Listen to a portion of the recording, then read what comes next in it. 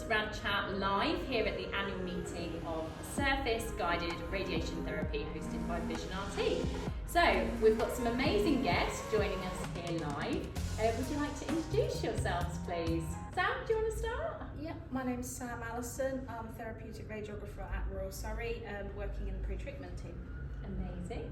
I'm Nayee. I'm a project development radiographer working at Royal Surrey. Oh, that's a new title we've not always heard of. And I'm Gail Anastasi, and I'm a principal radiotherapy physicist working at the Royal Surrey. Incredible, like a dream team from Surrey then. So, shall I start with your title? Because I've never heard of a therapeutic radiographer having that title before. Can you tell us a little bit about what you actually do? My main role at the moment was being the SGRT lead, implementing that into our workflow, and our machine replacement as well. So we went from tribeams to halcyons and ethos, and I sort of had my hand in a lot of pies across the department with lots of projects going on, but the main of which is SGRT and introducing adaptive and savers. So you're the troubleshooter of basically, yeah. Incredible. Do you want to tell us a little bit about your role? Yep, so I'm working in pre-treatment. I've been on the SGRT team for the implementation for the pre-treat side. So we've got SimRT, part of the team that went over to Finland as well to see it in practice. And not to be underestimated, really, is it, in being able to have that experience? Yeah, it was a really, really good opportunity. We're very fortunate we got that. And then coming back, creating protocols, work instructions, trying to understand the system, what we've learned, how we're going to roll that out to the team, getting them aware of like the online training and the online portals and things like that, and then actually sort of taking the lead when we went live and sharing what I've learned with the rest of the team and getting them comfortable with using it. We obviously had Vision RT on site on day one just to give us a helping hand, which was really, really valuable, but it's been a really good journey. Brilliant. And what do you do? So I'm a physicist, and so I support the department with the various physics aspects of radiotherapy, and they can be really varied in what we do. So some things are routine, but others looking at developing techniques in terms of the delivery of our radiotherapy to make them better and safer for patients, and implementing new technology and taking the best advantage of them for our patients. With respect to SGRT, because it was a new system which we started at the beginning of the year, so it was a new installation, new implementation. I guess my role there was the physics lead for the SGRT implementation. So, yeah. You talked about SGRT and a few other softwares and things. Can you explain a bit about what you have in the hospital?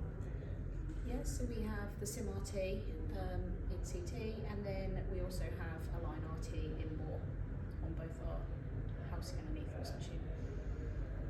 What are they? What do they do for patients or staff? So the SimRT, we use that for our DIBH patients, and we also use it for 4D patients. So at the moment, things like lungs, we take 4D CT scans, and that helps us with the motion and seeing their breathing pattern and breaking those scans down into sections for the planning. So you've had a lot of equipment, software updates and changes. How do you deal with just that huge change and variation in not only practice but also workflows as well? I think it's a multidisciplinary approach. So we work as a team, which we have to do, because there's all the different aspects, like, you know, we do the physics bit, but we can't do it without the clinical support from radiographers. So I think working as a team is really key to this new sort of surface guided radiotherapy implementation. It's really great now that we can see a whole surface, whereas before, when we set up our patients, we were looking at points across a body contour. Now we can capture a surface and match a surface, and it's a lot more accurate, but we have to work as a team. What have your two experiences been, kind of being more on the clinical patient-facing side of things? I think as a department we're also quite dynamic with our staff, so everyone wants to improve, everyone wants change. So in terms of being like with the patients, it's patients are clued up on what's going on with their treatments now. We've got things like social media, the internet, they're able to Google what other departments are doing, and we want to offer the latest advancements that we can to our patients. So SGRT has been around for quite a long time, but it's not been utilised, and it was important for us when we were going with Halcyon that we'd be able to offer SGRT to our patients as well. And with that equipment, you can't treat certain patients, or DIBH patients, without something like a line RT or the other SGRT equipment. Yeah. So it's really important that we had that, and because we're a satellite centre, that centre's built to be able to treat a wide variety of patients in a certain demographic, instead of them having to travel maybe 30 miles to another centre where they get that treatment. So it wasn't an option to not have this available to our patients. So fairness was key in selecting those. When it comes to training for sort of new students and junior staff coming through, how have you found that? Is it more efficient now that you can explain it to them, that you know what you're doing, and things like that? Certainly when staff come through with their CT rotation, if they've not been in before, they don't know what we had before. So it's almost smoother training those staff, because there's nothing to compare against. They're not thinking, like, trying to compare it against what we did before, and maybe that's where confusion comes in. So I think it's been really smooth. It's a really, really user-friendly system as well.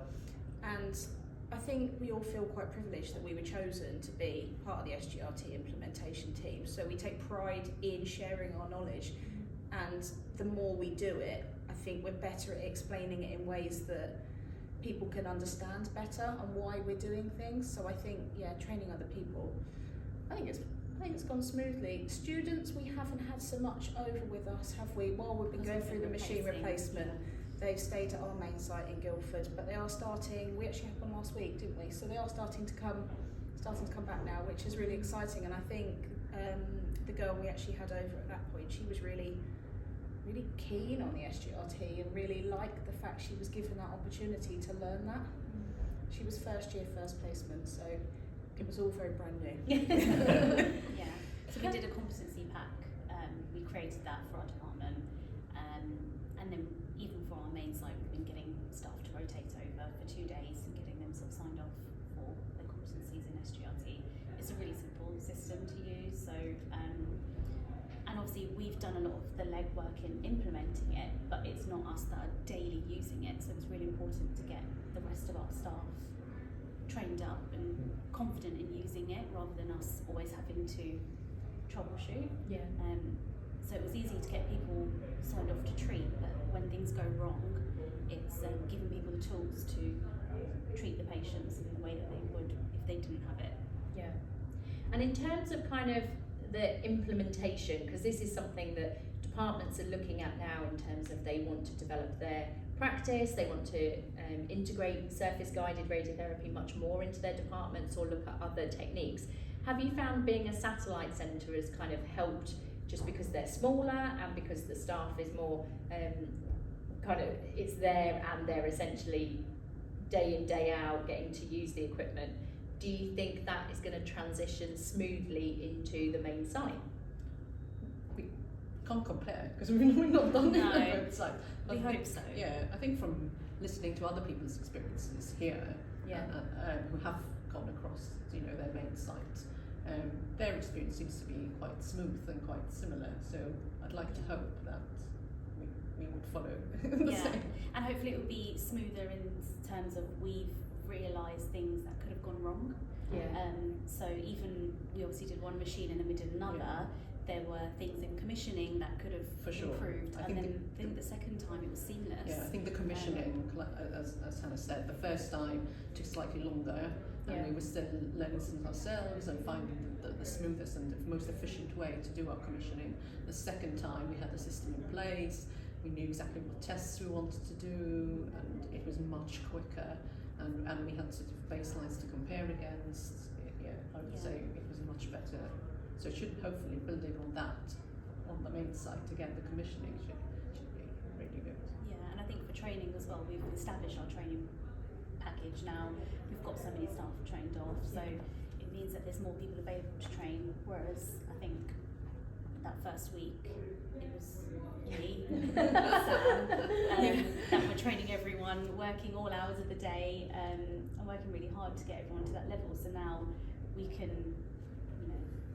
It's actually really nice, isn't it, to sometimes, like for example, yesterday, obviously we weren't on site, we were here, and it's really nice to get feedback from the team that were in work yesterday, so they had like a really smooth day and stuff, and it's a reflection on that they're building their confidence with the SGRT system, and that's a reflection on us in a way, isn't it? So they can troubleshoot now, which is really good. You've done a lot of work now. It's nice. It's nice to see it from this side. So where I've worked, we haven't had it, but now the two centres who are used to it, they're not have it. So it's nice to see from your perspective that you've done all the hard work, it's integrated, and you can help other people with commissioning for the future. As Jo said, that's what all the conversations I've had so far is. If we want to implement this, how do we do it quickly, efficiently? Yeah, and there's a way to share it with other Yeah. centres as well, Exactly. because even with the fountains that we use, the models we use for commissioning, there's no problem duplicating work, so we can share our experience, and then other centres can be quicker. Yeah, and because we were the first in the UK, we didn't have that, and it's almost like we want to create help for other departments, that they can contact us and we'll be willing to share all of our work and help achieve the same goal. And how have you linked kind of the research elements? Because obviously being the first, you're going to essentially have the data and the evidence to hopefully help and support commission other departments. How have you found that pressure, and is that something that's kind of been integrated into that implementation strategy? I think it's exciting. I think it's at the forefront of what we do. With anything we do in our departments, any new technique is thinking about making sure that it's, the evidence base is there, and the methodology we use is sort of is a methodology that has is thought through, and so that the data that we record and we collect is really useful data and can be shared. I think it's what we're always thinking about. Yeah, and I think just remembering to collect that data, because if you don't, then it's lost and you can't look back on it. So even case studies, we've had a few patients that we used, for example, a claustrophobic patient who refused treatment and couldn't get him in his mask every day. I think for 4 days we couldn't treat him. Came to the point of referring him back to the doctor because they couldn't think of what to do. Then a light bulb went off and thought, what if we cut out his mask to imitate a open face mask, because we have SGRT now, and did that, and he was able to have his treatment. And actually at the time we were like, okay, quick, get photos, get the screenshots, make sure we've got everything so we can actually really showcase that, because otherwise that patient wouldn't have had the best treatment that he could have. So it's been exciting to figure out what we can now do with this. I think sometimes in a busy department that can easily get lost, that learning can easily get lost, so it's really important to remind ourselves to do that. And has there been any challenges or barriers that you've faced that you've now overcome that you think actually is important for listeners to kind of be aware of? Technical. Okay. We work at a satellite centre, I think IT. at different hospitals. The cloud, which I don't The cloud, understand. I hear a lot about the cloud and the servers. Yeah, firewalls and servers and clouds. I think, which is why I said we need to work as a team. So here it's just us physicists and radiographers, but there's engineers, there's IT. It's a huge team, and I think communication is really key when you're starting out a project like this. You need to think of all the stakeholders and everybody who could contribute or come in, and make sure you have those early discussions and get everyone to the table early on, so everyone's involved. I think we learned a lot about that in the first round of commissioning. So I think that was a really key learning. And remembering that Vision RT, obviously they've manufactured it and they actually know best. So I think as radiographers, when a problem comes up, we try and just solve it ourselves, but actually we went back to them a lot, and they were out as soon as possible to the department to help us fix these problems, reporting things, always coming back to us with help. So ask the experts, and technical wise, they were really helpful. Amazing. So on Rad Chat, we always end with top tips. So if you had to give a top tip from your experiences of implementing new software and technology, what would it be? Sam, should we start with you? Oh gosh. Be open-minded. Okay. That's what I would say. We're really lucky to be given these opportunities, but when people are faced with new things, it's daunting, and sometimes people see it as a barrier, and maybe they're not quite ready to jump that hurdle. But just be open-minded, because it's so user-friendly, and we really are seeing benefits from it. Amazing. Involve the staff that are actually going to be doing the treatments and using the software with implementation, because it's easy for us to do what we do behind the scenes, but from getting their feedback and discussing what can be improved, you can't do that unless you're using it every day, so involve everyone. For me, I think it has to be working as a team, and the communicating really is really, really important to the success of this project. Brilliant. Well, thank you all for joining us on Rad Chat. Thank you. Well done. See, that wasn't that scary.